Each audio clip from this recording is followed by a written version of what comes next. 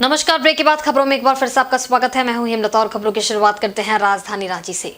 जमशेदपुर के विधायक और राज्य के पूर्व मंत्री सरयू राय ने खाद्य आपूर्ति विभाग की पत्रिका आहार के संबंध में राज्य के मुख्यमंत्री हेमंत सोरेन से जांच कराने की मांग की है। गौरतलब है कि खाद्य आपूर्ति विभाग के मंत्री रहते हुए सरयू राय द्वारा विभागीय पत्रिका आहार के प्रकाशन में नियमों की अनदेखी के आरोप लगे हैं। हाई कोर्ट के आदेश के बाद शुक्रवार को धुरवा थाने में एफआईआर के लिए आवेदन दिया गया था। शिकायतकर्ता विनय कुमार सिंह ने अपने आवेदन में कहा है कि सरयू राय ने मनोनयन के आधार पर झारखंड प्रिंटर्स का चयन कराया था। झारखंड सरकार की नीति और कार्यपालिका नियमावली के अनुसार 15 लाख रुपए से अधिक की राशि से होने वाले कार्य के लिए निविदा जरूरी है, लेकिन सरयू राय ने मंत्री पद पर रहते हुए मनोनयन के आधार पर झारखंड प्रिंटर्स को काम दिलाया था। इस संबंध में विधायक सरयू राय ने आज रांची में आयोजित संवाददाता सम्मेलन में कहा कि किसी तरह से टेंडर को मैनेज नहीं किया गया है। टेंडर में बाकायदा सेतु प्रिंटर्स और नेशनल प्रिंटर्स जैसे कई प्रिंटर्स ने भाग लिया था। सरयू राय ने कहा कि इस पूरे मामले की जांच के लिए उन्होंने खुद 6 महीने पहले एसीबी को आवेदन दिया था। उन्होंने कहा कि वे खुद चाहते हैं कि आवेदक एसीबी के पास जाएं और इससे जांच कराने की आग्रह करें। इस पूरे मामले की राजनीतिक वजह को इशारों में बताते हुए सरयू राय ने कहा कि पूरे देश में एनडीए और इंडिया गठबंधन आपस में लड़ रहे हैं।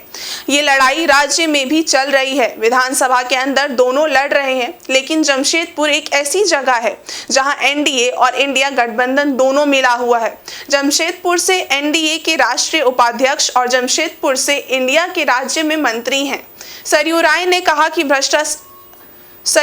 कहा कि भ्रष्टाचार से जुड़ी इतनी खबरें सामने आई, लेकिन एनडीए ने ना तो इंडिया के खिलाफ कुछ कहा और ना ही इंडिया ने एनडीए के खिलाफ कुछ बोला। उन्होंने कहा कि भ्रष्टाचार से मुक्त जुड़े जो भी मुद्दे उनके द्वारा उठाए जा रहे हैं, दोनों गठबंधन वाले चाहते हैं कि वे उन्हीं की ओर शामिल हो जाएं। जब टेंडर हुआ तो 20-21 पैसा रेट कम आया।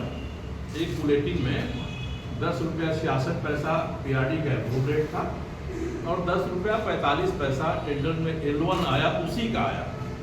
ये लोग कहते हैं कि टेंडर में मैनेज किया गया। टेंडर में भाग लेने वालों का नाम भी हमने आपके यहाँ भेज दिया सॉफ्ट कॉपी में। सेतु प्रिंटर्स है, नेशनल प्रिंटर्स है, ऐसे ऐसे लोगों ने भाग लिया इसमें। कोई ये कमजोर लोग तो नहीं है। ये पीआरडी के बजट हो गया, विधाओं की उपलब्धियाँ होगी, ये सब चीज़ यही सब छापते हैं 3-4। कोई टेंडर नहीं होता ऐसे। तो मुख्यमंत्री इस विभाग के मंत्री हैं, इस विभाग ने रेट अप्रूव किया। फाइनेंस विभाग के मंत्री मुख्यमंत्री थे, फाइनेंस ने रेट अप्रूव किया। और टेंडर में जब 21 पैसा कम आया तो उतना काट के उसको भुगतान किया गया। अब बता दें इसमें 1 पैसे का कहाँ खर्चा हुआ और कहाँ भ्रष्टाचार हुआ इसमें। इधर जमशेदपुर के परसुडी पुलिस ने 72 घंटे के अंदर महेश दुबे हत्याकांड का खुलासा कर लिया है। पुलिस ने हत्या में शामिल 2 युवकों को गिरफ्तार कर लिया है। हत्या में प्रयुक्त बोल्डर को पुलिस ने जब्त किया है। परसुडी थाना में प्रेस कॉन्फ्रेंस कर एएसपी सुमित कुमार अग्रवाल ने संवाददाताओं को बताया कि महेश दुबे संजय नगर का रहने वाला था। फरवरी 2022 में उसके खिलाफ बागबेड़ा थाना में टेम्पू चोरी का एक मामला दर्ज किया गया था। गिरफ्तारी के बाद महेश दुबे ने बताया कि चोरी में उसके साथ प्रदीप पात्रो भी शामिल था। पुलिस ने प्रदीप पात्रो को आरोपी बनाया। मामले की सुनवाई के बाद कोर्ट ने दोनों को दोषी पाकर सजा सुनाई थी। इस घटना के 2 वर्षों बाद बदले स्वरूप प्रदीप पात्रो ने अपने साथी ओशिन पात्रो के साथ मिलकर महेश दुबे की हत्या कर दी। योजनाबद्ध तरीके से दोनों महेश दुबे को परसोडी में कलियाडी गौशाला के पास ले गए। शराब सेवन के बाद दोनों ने महेश दुबे की हत्या कर दी। महेश के सिर को पत्थर से कुचल दिया और फरार हो गए। एएसपी के मुताबिक हत्या में कुछ और लोग भी शामिल हैं, जिनकी तलाश की जा रही है। 2 अगस्त को परसुडी थाना में एक सूचना मिली थी कि कलियाडी गौशाला से नहर जाने के रास्ते के क्रम में राइट साइड रोड के किनारे एक अज्ञात शव बरामद हुआ। विधिवत सूचना के आधार पर पुलिस वहाँ पहुँची, विधिवत कार्रवाई की, शव को पोस्टमार्टम के लिए भेजी गई। फिर शव का हम लोगों ने पता लगाया तो उनका नाम पता चला। जो मृतक हैं उनका नाम है महेश दुबे। और महेश दुबे को बहुत ही दर्दनाक तरीके से मारा गया था। उनके सर पे पत्थर से उनको कुचला गया था, जिससे उसकी मौत हो गई।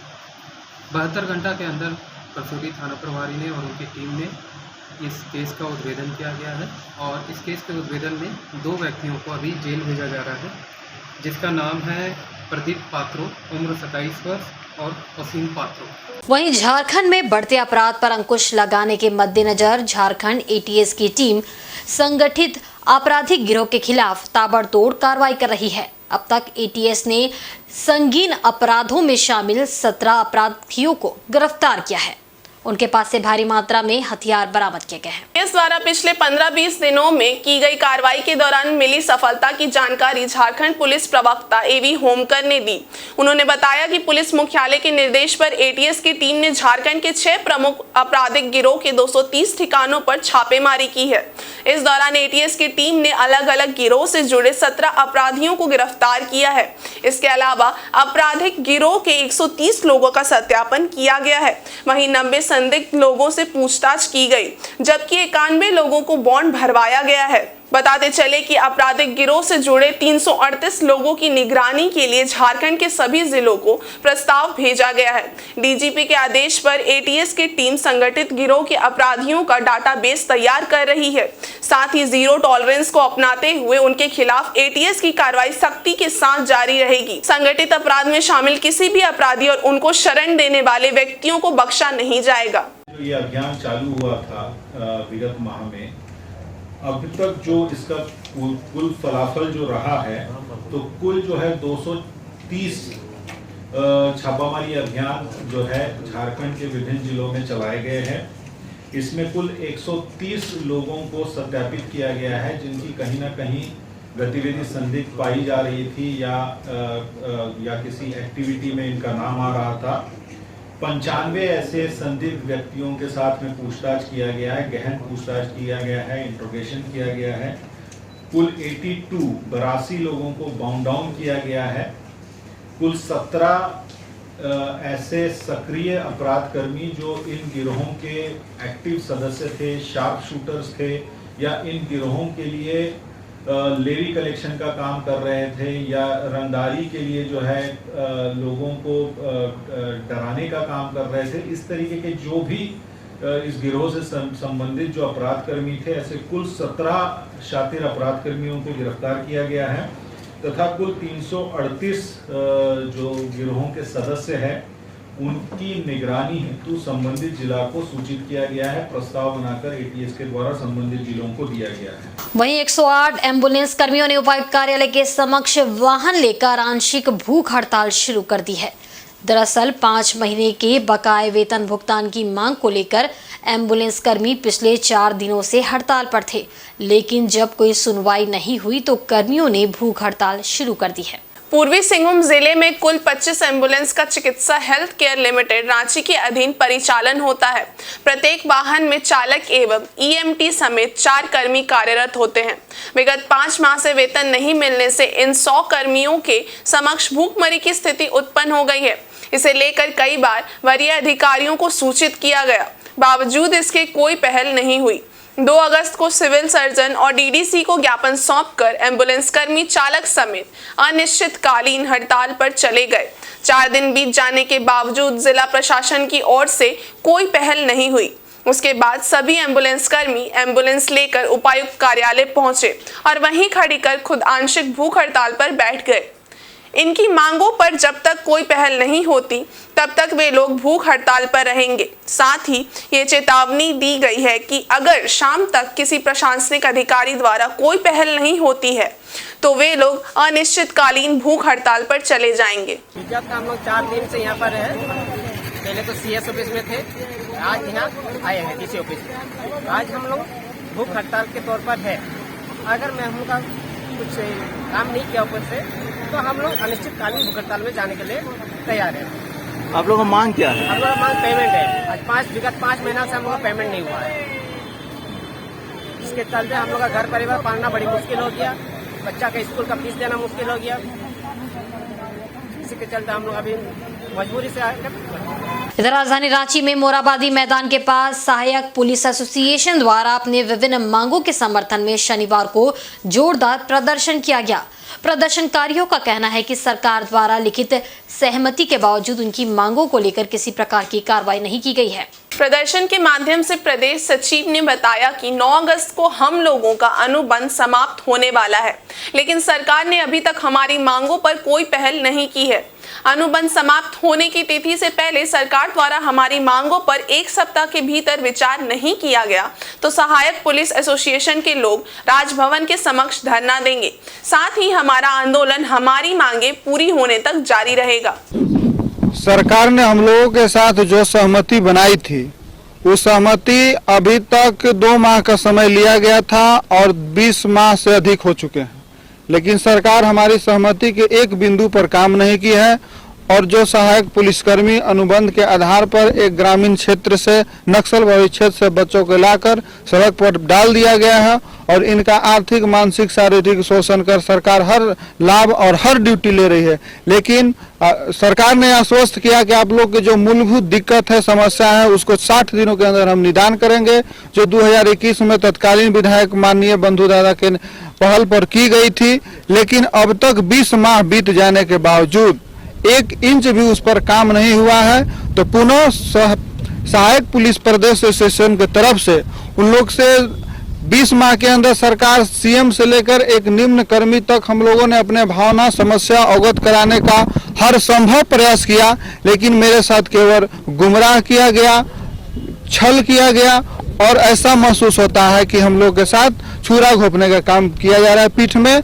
इसलिए हम लोग बाध्य होकर पुनः मीडिया के माध्यम से आवाज पहुंचाना चाहते हैं कि हमारी भावनाओं को आप समझें और जल्द से जल्द 1 सप्ताह के अंदर हमारी समस्याओं को ठोस निराकरण करें, अन्यथा झारखंड सहायक पुलिस पुनः पूरी दल बल के साथ राजभवन के सामने और सीएम आवास के सामने धरना देंगे और आवाज को सरकार के कानों तक पहुंचाएंगे। और जब तक हमारी समस्याओं का समाधान नहीं होगी, जब तक हम आवाज निरंतर बुलंद करते रहेंगे। इधर जमशेदपुर के बिरसानगर थाना अंतर्गत मोहर्दा बस्ती का रहने वाला एक छात्र अपने घर से लापता हो गया है। परिजनों ने बिरसानगर थाना में इसकी शिकायत दर्ज कराई है।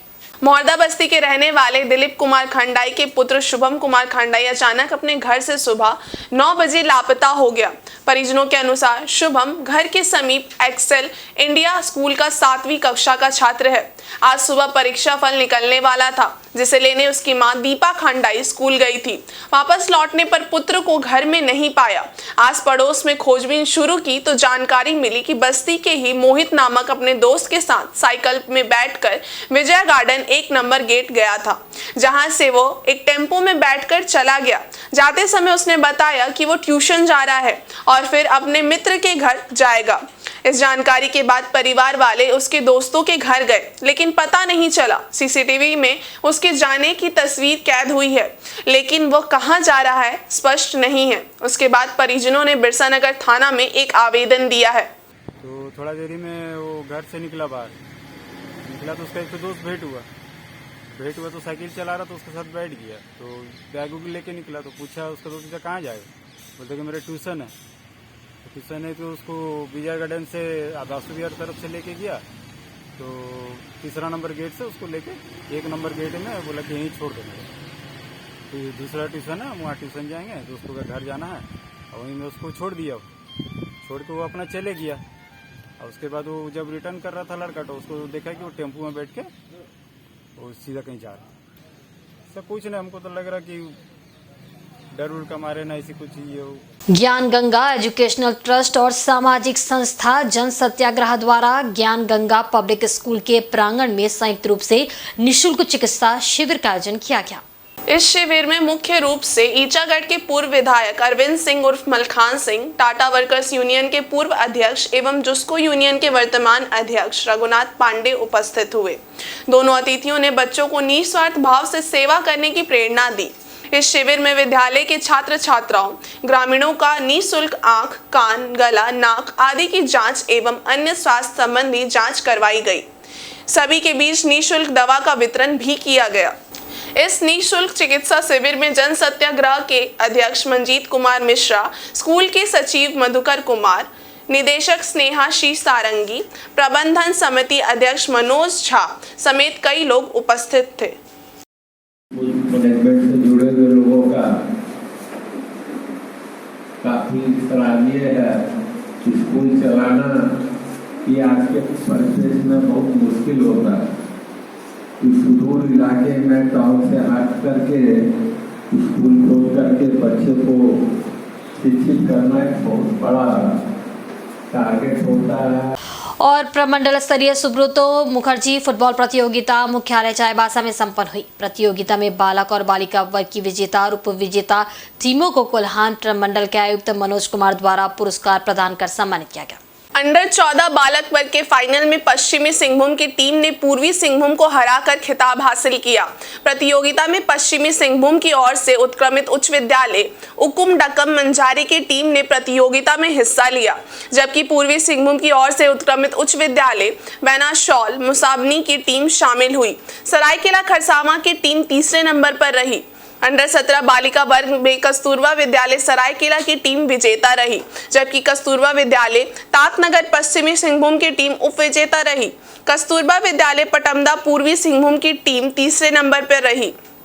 अंडर 17 बालक वर्ग की फाइनल प्रतियोगिता में राजकीय कृत उच्च विद्यालय चट्टी मिट्टी पश्चिमी सिंहभूम की टीम ने आदिवासी उच्च विद्यालय बांगुड़दा पटमदा पूर्वी सिंहभूम को 4-0 से हराकर प्रमंडल स्तरीय प्रतियोगिता में जीत हासिल की। अंडर 14 बालक वर्ग में उत्क्रमित उच्च विद्यालय उकुम डकम मंझारी के खिलाड़ी लाल सिंह पूर्ति ने सबसे ज्यादा 9 गोल दागे।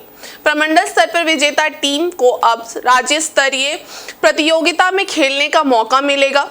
प्रमंडल स्तरीय विजेता और उप विजेता टीमों के आयुक्त मनोज कुमार और जिला शिक्षा पदाधिकारी अभय कुमार शील द्वारा शील्ड, मेडल और प्रमाण पत्र प्रदान कर सम्मानित किया गया। और आज के बुलेटिन में बस इतना ही। कल फिर हाजिर होंगे कुछ नई खबरों के साथ। तब तक देखते रहिए इनसाइड झारखंड न्यूज। नमस्कार।